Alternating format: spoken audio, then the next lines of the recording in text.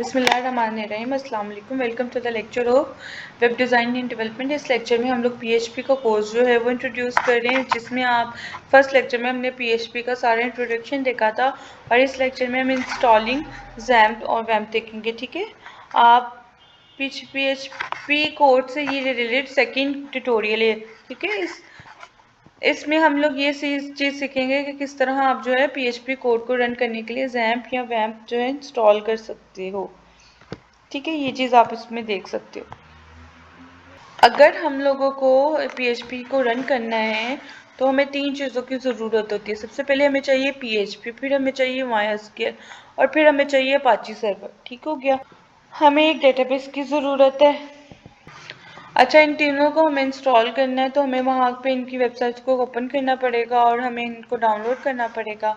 ठीक है, आप अलग से इनको डाउनलोड करोगे, आप इन तीनों को इंस्टॉल कर सकोगे और इनकी कॉन्फ़िगरेशन भी करनी पड़ेगी। ठीक है, तो ये जो प्रोसेस है ये काफ़ी लेंथी हो जाता है, इससे कोई भी इसे प्रेफर नहीं करता कि इनको अलग अलग इंस्टॉल किया जाए। तो इसके लिए 99% जो है पीएचपी डेवलपर वो थर्ड पार्टी सॉफ्टवेयर यूज़ करते हैं और वो मेरे पास जो है वो वैम्प या फिर जैम्प। अब इसके अलावा भी कई सर्वर टाइप सॉफ्टवेयर आते हैं, मतलब वर्ल्ड में जो सबसे ज़्यादा पॉपुलर जो है वो यही है, वैम्प या जैम्प। ठीक है, ये जो 2 सॉफ्टवेयर हैं इनमें से हम मैं एक ही इंस्टॉल करूँगी। बेसिकली वो एक ही सॉफ्टवेयर जो है पीएचपी भी इंस्टॉल कर देगा, माई सीक्वल भी कर देगा और अपाची सर्वर भी इंस्टॉल कर देगा और इनको कॉन्फ़िगर भी कर देगा। अगर देखते हैं कि इनको किस तरह से आप इंस्टॉल कर सकते हो। ठीक है, आप इनको डाउनलोड कैसे करोगे, इंस्टॉल कैसे करोगे। सिंपली आपने क्या करना है, जैम गूगल पे सर्च करना है। मैंने उसकी फ़ाइल ऑलरेडी जो है सॉफ्टवेयर डाउनलोड करके रखा हुआ है, तो आपने इसको डाउनलोड कर लेना है। लेटेस्ट वर्जन डाउनलोड कीजिएगा क्योंकि हमारे जो है पीसीज अपग्रेड होती रहती हैं विंडोज़, तो इसके हिसाब से लेटेस्ट वर्जन ही बेस्ट रहेगा। सिंपली आपने इसके ऊपर डबल क्लिक करना है और आपके पास एक डायलॉग बॉक्स ओपन हो जाएगा। ठीक है, आपने उस डायलॉग बॉक्स को जो है क्लिक करना है, ओके कर देंगे। हम जो स्टेप्स मैंने यहाँ पे फॉलो किए हैं आपने सारे वही स्टेप्स को फॉलो करना है, तो होपफुली आपका जो है जैम्प बगैर किसी प्रॉब्लम के जो है वो इंस्टॉल हो जाएगा। ठीक हो गया, सारे वही स्टेप्स हैं।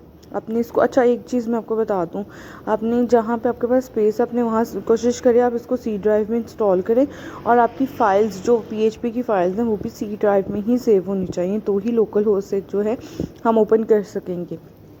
ठीक है, ये इंस्टॉलेशन में थोड़ा टाइम लगेगा और बस आपने जो है इसको इस तरह से सारे को इंस्टॉल कर लेना है।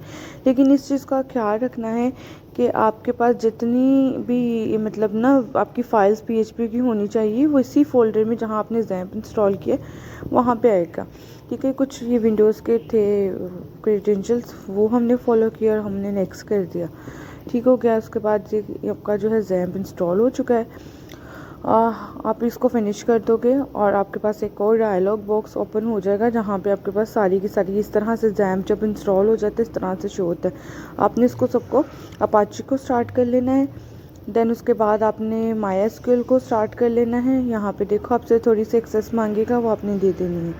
देन उसके बाद आप फाइल ज़िला को भी इंस्टॉल कर सकती हो। ठीक हो गया, इन सबको इंस्टॉल कर लेना है।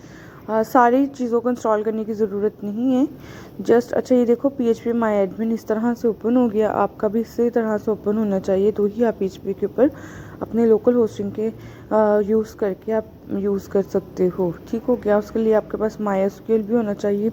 अब वो भी कोई भी कर सकते हो, जो आपको बेस्टेस्ट आता है वो आप यूज़ कर सकते हो। नेक्स्ट वीडियो में हम ये चीज़ देखेंगे कि इसको हम लोगों ने यूज़ कैसे करना है।